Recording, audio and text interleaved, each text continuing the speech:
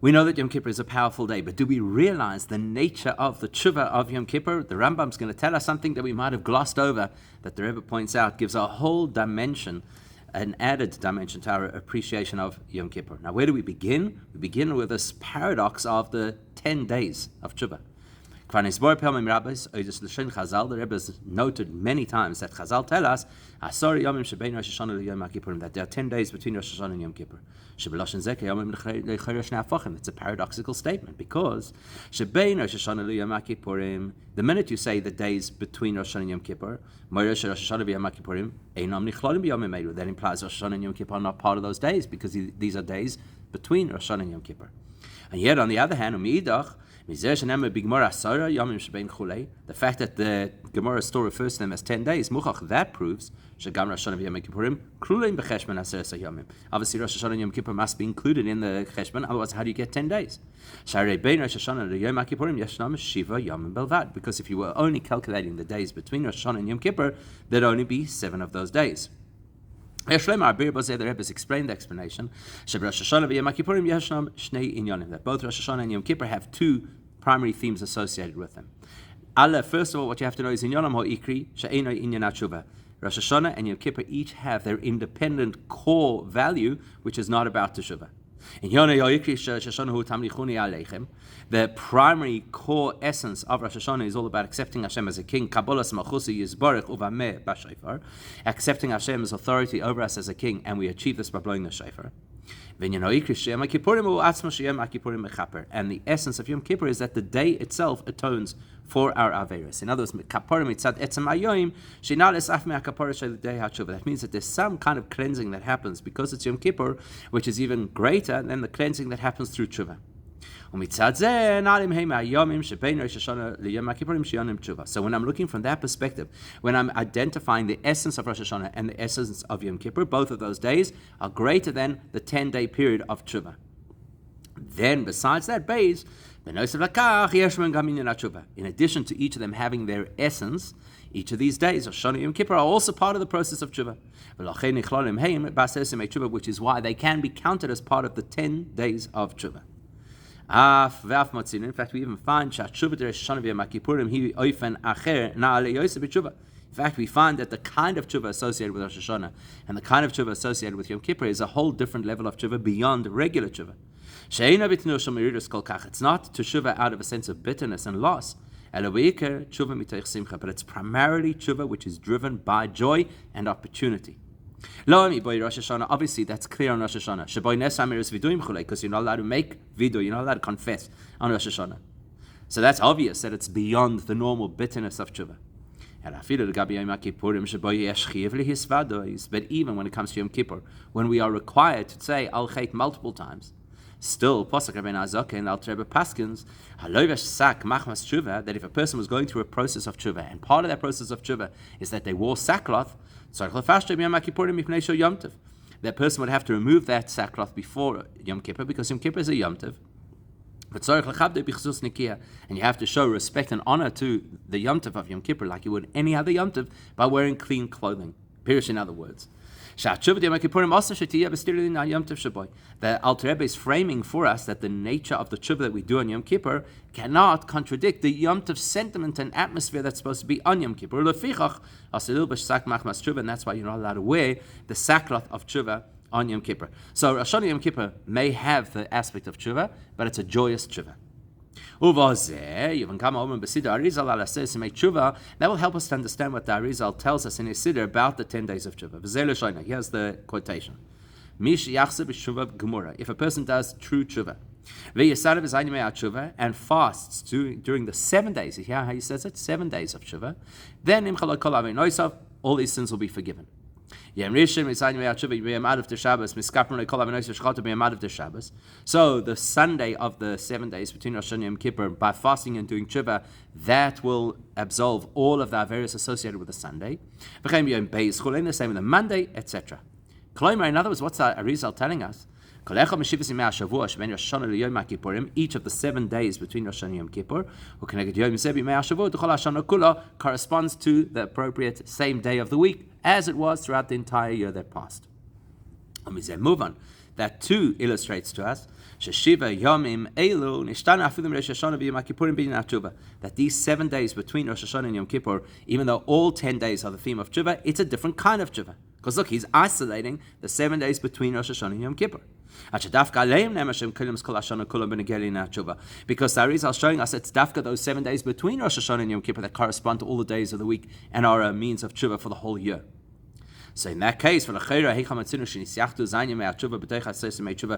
Arizal get this from? Where does Arizal see that there's such a concept that the 7 days between Rosh Hashanah and Yom Kippur are placed in their own category? Well, based on what we've been explaining, it actually makes perfect sense. You could say that the Arizal drew this information also from the same Gemara that we've been quoting, that within the 10-day period from Rosh Hashanah to Yom Kippur, there's also a space of days between Rosh Hashanah and Yom Kippur.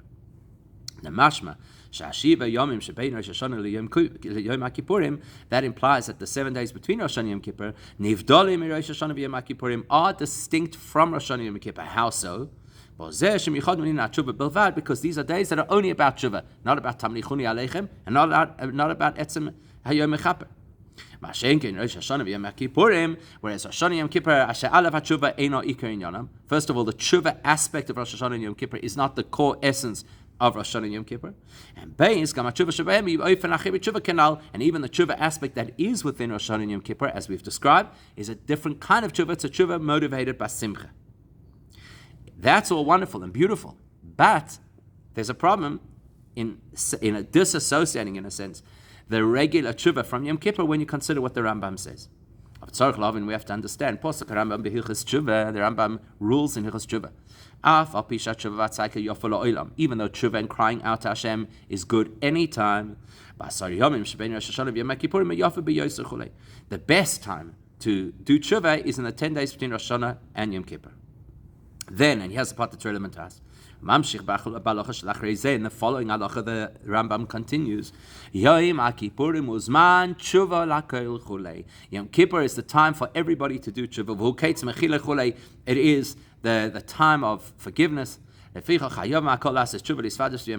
therefore, practically, everybody has to do Teshuvah and everybody has to say Vidui on Yom Kippur.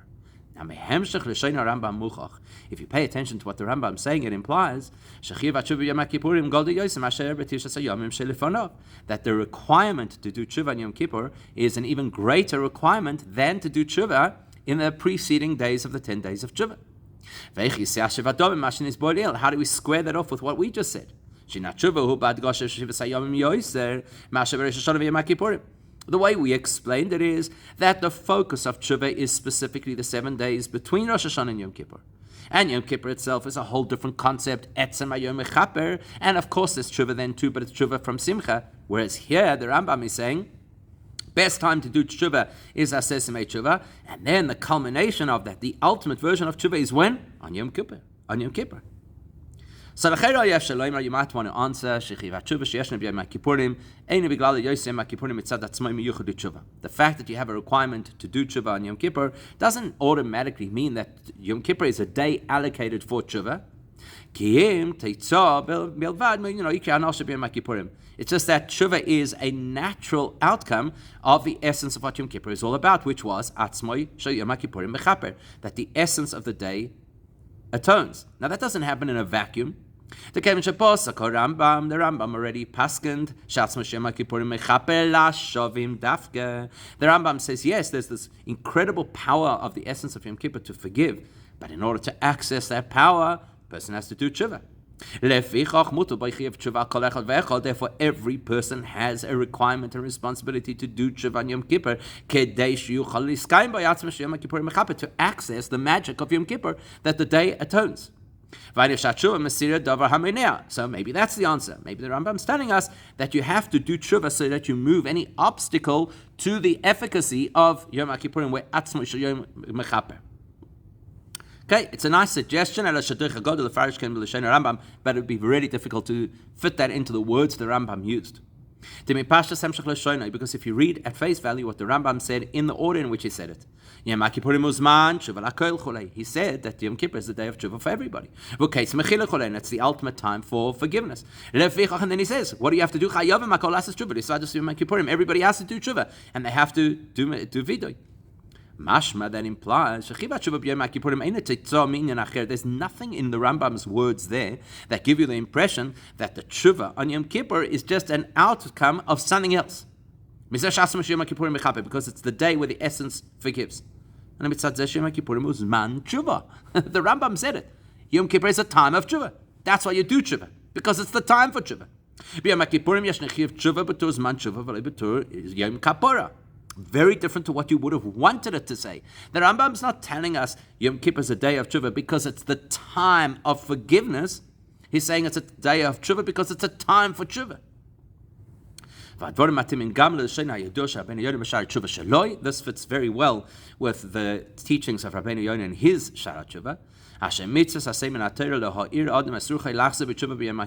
every person has to arouse their own spirit to do Teshuvah on Yom Kippur, as the Pasuk tells us, that this is the day that you have to purify yourself of all your averos in front of Hashem. In other words, you have to do Teshuvah.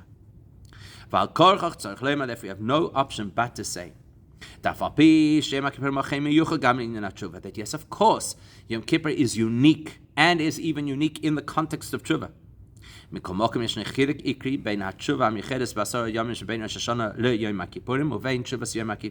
Still, we have to say that there's some key difference between the regular Teshuvah, that is, throughout the 10 days of Teshuvah, and some unique aspect of Teshuvah that only comes to light on Yom Kippur.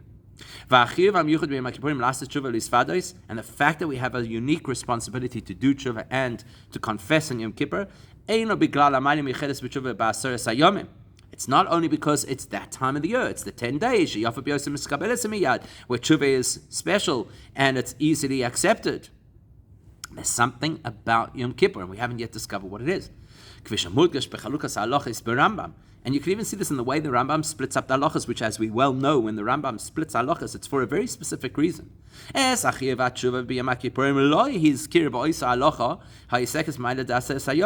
Rambam did not include the halacha of doing Teshuvah on Yom Kippur in the same paragraph where he described how special it is to do Teshuvah generally through the Ases and Teshuvah. Rather, he put it into its own halacha. In other words, telling us, yes, of course, it's very special to do Teshuvah during the Ases and Teshuvah, and Yom Kippur is still something beyond that. So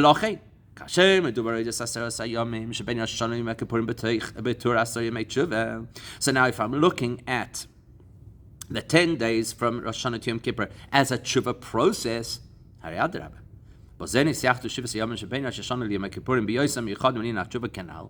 the days between Rosh Hashanah and Yom Kippur are allocated especially for Teshuvah. Why? Because that's a time of one type of a Teshuvah, and Yom Kippur is a time for a different kind of a Teshuvah, and we need to understand what it is. To say that differently. Why is it? What makes the 10 days of Teshuvah so special that's why we encourage people, this is the best time to do Teshuvah? It's because the Eibishter is unusually close. And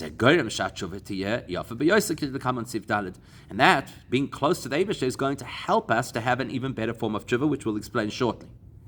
Whereas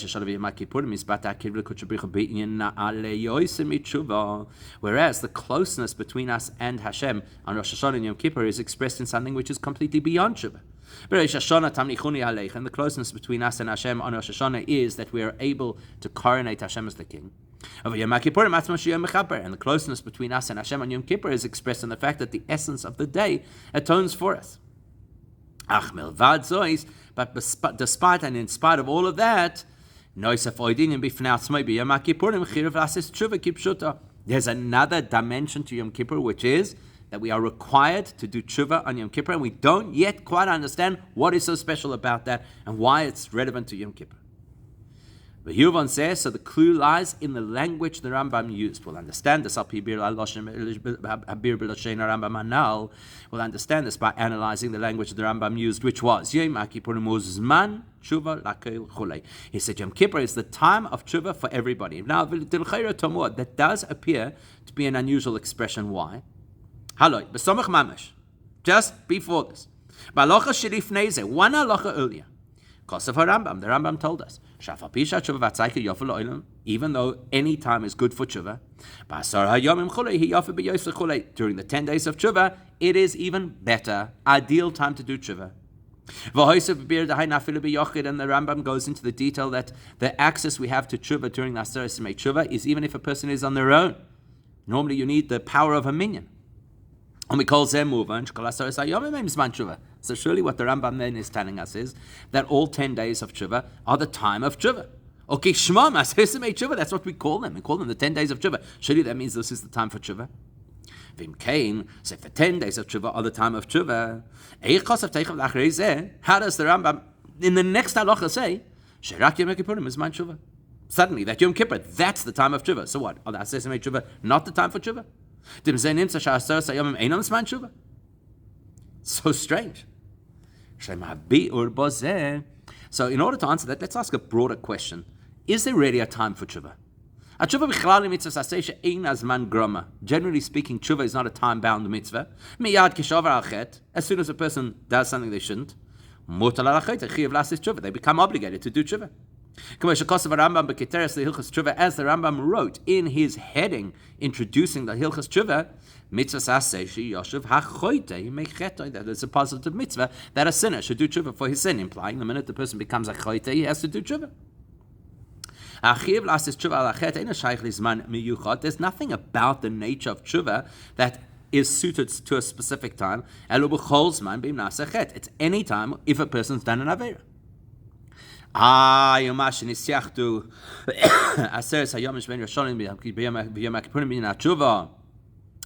They allocated a special time called the 10 days of tshuva. Maybe that gives you the impression that there's a special time for tshuva. That doesn't mean that when it's Aseret Simei Tshuva, now there's a greater mitzvah to do tshuva, greater obligation to do tshuva. No. As the Rambam is very precise, he tells us why is there a special thing to do tshuva during Aseret Simei Tshuva? Because because it's going to be more effective, it's going to be more easily accepted. Because this is a time of the year where the Eibush is closer than usual, one of the natural outcomes of the Eibush being close is it helps the tshuva to be more accessible, more easily answered or accepted. So to be clear, not that there's a bigger mitzvah or greater obligation to do tshuva during that time. No, there's an obligation to do tshuva anytime it's relevant. In fact, you could go one step further. When the Rambam says that tshuva during this time is exceptionally beautiful, he's actually implying that the tshuva a person does at that time would have a lot more pleasure and simcha associated with it.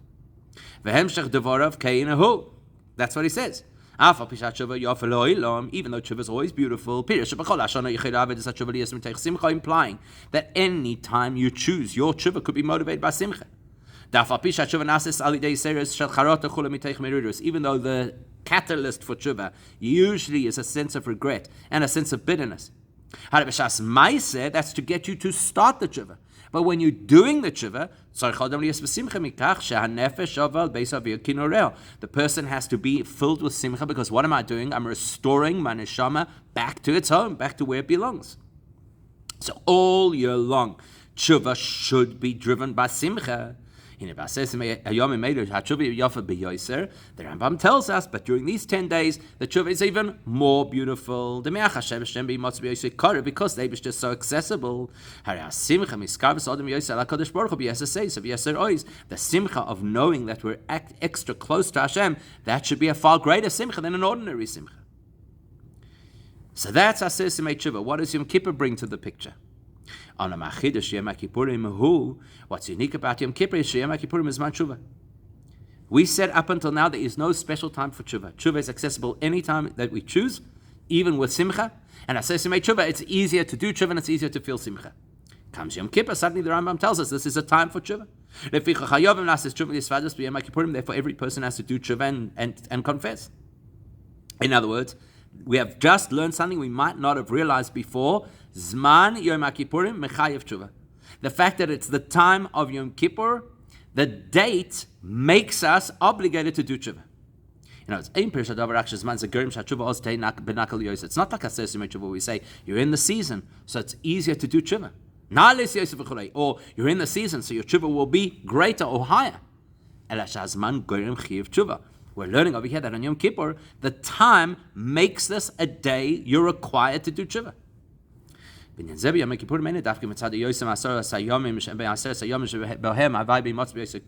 that's not just because it's that time of the year where it's the 10 days that the Eibush is close, and therefore this is when you do tshuva. Because again, as we've already pointed out, if you're talking about closeness between us and Hashem on Yom Kippur, that closeness is not expressed in tshuva, rather it's expressed in the essence of Yom Kippur. It's the fact that this is a day where the essence of the day atones. And besides that, we're being told something else, that this is a time that requires tshuva. That date arrives, and you now have an obligation to do tshuva. So now this will help us understand why it is that there's now a requirement to do tshuva on Yom Kippur. Because really, if you think about it, it doesn't seem to make sense. Whichever way you look at it, doesn't make sense. If a person did an Aveira, then immediately he is required to do tshuva. He doesn't have to wait till Yom Kippur to be obligated to do tshuva. It's got nothing to do with the date of Yom Kippur. If a person hasn't done anything wrong, then why, just because it's Yom Kippur, does he now become obligated to do tshuva? He's done nothing wrong. And there are some Achronim who want to suggest as follows. As we've already pointed out, Teshuvah is not a time-based mitzvah, and whenever it's applicable, that's when it's applicable. Therefore, the Achronim point out a very interesting thing. As long as a person is alive and has the capacity to do Teshuvah, the person has not yet neutralized or cancelled the positive mitzvah of doing Teshuvah if they haven't done Teshuvah. It's only if, God forbid, a person dies never having done tshuva, then you could say that the person has overlooked a positive mitzvah. But because Yom Kippur, as the Rambam tells us, is man tshuva, that obligates us with a positive mitzvah to do tshuva on this day of Yom Kippur, which implies that if we don't do tshuva on Yom Kippur and the whole Yom Kippur goes past without us doing tshuva, then we have in fact overlooked a positive mitzvah. It's a great point. Doesn't seem to be what the Rambam is saying. The fact that the Rambam says Yom Kippur is the day of tshuva for everybody, private and public. Therefore, everybody has to do tshuva on Yom Kippur. And it's very clear that the Rambam here is not talking generically about tshuva, he's talking specifically about the requirement to do tshuva on Yom Kippur. Mashma, that implies that implies, as we said in the previous paragraph, that when Yom Kippur comes, the obligation to do tshuva is taken up a notch. Besides the regular obligation to do tshuva, if I've done something wrong, now I have a unique obligation to do tshuva because it's Yom Kippur. That means the kind of tshuva I'm required to do on Yom Kippur is not the same as the tshuva I'm supposed to do any other day of the year. It's a different requirement. That's why the Rambam is clear. Yom Kippur is the day of tshuva for everybody, and everybody's required to do tshuva. What does that mean? It means this. All year round, why does a person ever have to do tshuva? The reason a person any other day of the year would be required to do tshuva would have to do with his personal spiritual standing. If the person did something wrong, he has a chiyuv to do tshuva. If not, he doesn't. So you can never say during the year everybody has to do tshuva. Because it depends. If the person is in a situation where there's something to do tshuva for, you have a requirement to do tshuva. If a person doesn't have that issue, they're not required to do tshuva. On Yom Kippur, the reason to do tshuva is not because of my history, it's because it's the time. It's the time for tshuva. Which is why tshuva on Yom Kippur is relevant to every person. As the Rambam clearly says, it's a time of tshuva for everybody. Because if the requirement for tshuva is time-based, then it's got nothing to do with my personal circumstances. We all, at this time, have to do tshuva. How can you obligate every person to do tshuva? Surely you can only require somebody to do tshuva if they sinned. The Rambam immediately dismisses that question in the next halacha where he says, the Averis that we said al-Chet for last year, we still say al-Chet for this year, and implying not just that you said al-Chet, but you actually did tshuva for them. And by the way, just saying al-Chet cannot be lip service. It means that the person actually has to feel contrition, even though they've done tshuva before. Says the Rambam, even though the person has sustained their tshuva, because David HaMelech tells us in Tehillim, because our Aveira, as David HaMelech teaches us, has to be something which is always part of our consciousness. Because as Shlomo HaMelech tells us, there's no person who escapes sin in this lifetime. Everybody's got something to do tshuva for, even if it's not immediate, it's historic. Still there's room to do tshuva. And therefore, even if a person did tshuva and they were forgiven for something that they did, they're still required to keep it top of mind and to do tshuva on an annual basis in Yom Kippur. And he has to come back and confess them again. So therefore, Yom Kippur is man tshuva lakol. The only difference is when the reason to do tshuva is because of my circumstances. If a person's never sinned, already did tshuva for what they sinned, and doing tshuva means they completely abandoned that behavior completely. Which, as the Rambam tells us, that is really what tshuva is, and the Alter Rebbe speaks about in the Igeres HaTshuvah, that abandoning the sin, that's really tshuva. Then even though you're supposed to always be conscious of your avera, you don't have to do anything about it. You don't have to say tshuva vidui for it. You don't have to say tshuva for it all year round. But what happens to Yom Kippur is the fact that it's Yom Kippur, the time requires tshuva, just like Rosh Hashanah requires us to hear a shofar. And therefore there's a requirement for every person to do tshuva. Then if there was any time in the person's entire history where there was something that required tshuva, he has to revisit it this Yom Kippur, because I always have to remember my various, and this is the time for tshuva. And therefore it is a requirement for every single person, even the holiest of the holy. You can understand this more geschmack if you see what the Alter Rebbe says about this idea of Chatosi Negdi Samid. What does it really mean?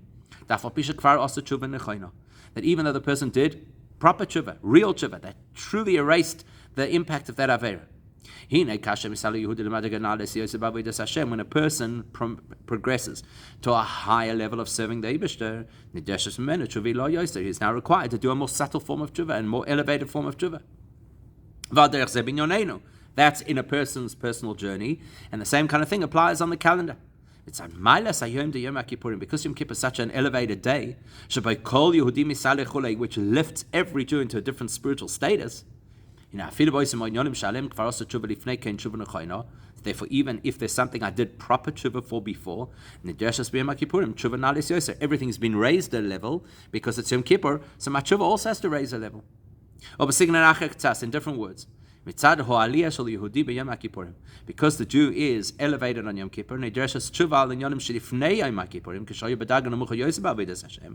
now has to do tshuva over things that prior to Yom Kippur, when he was not so elevated, were not even considered issues. They were not even considered chatoim. As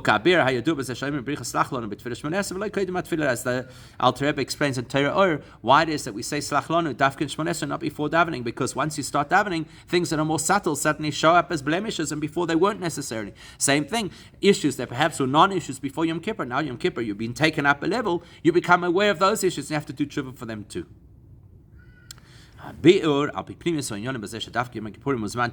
we can take a perspective from Chassidus, why Yom Kippur specifically is the time of tshuva. Tshuva hi nalis megeder hazman conceptually Teshuvah is beyond time, and that's how Teshuvah can correct things in the past. The Zohar says, even if a person has a moment of recognition of Teshuvah, Naset Tzadik Gomer becomes a complete Tzadik. And because Teshuvah is beyond time, therefore one pivot of Teshuvah can correct and fill the gaps of a long period of doing the wrong thing. But how does Teshuvah have so much power? Because Teshuvah originates that it's that it's something that the Eibush himself introduced into the world. Chazal, the famous Yerushalmi, then unlike Teshuvah and unlike Emes and unlike the Beis and Shamayla, etc., who all had various ways of how to deal with an Aveira, the Eibush just said Teshuvah. Teshuvah comes directly from Hashem himself, therefore it's beyond all limitations, beyond time, space, etc.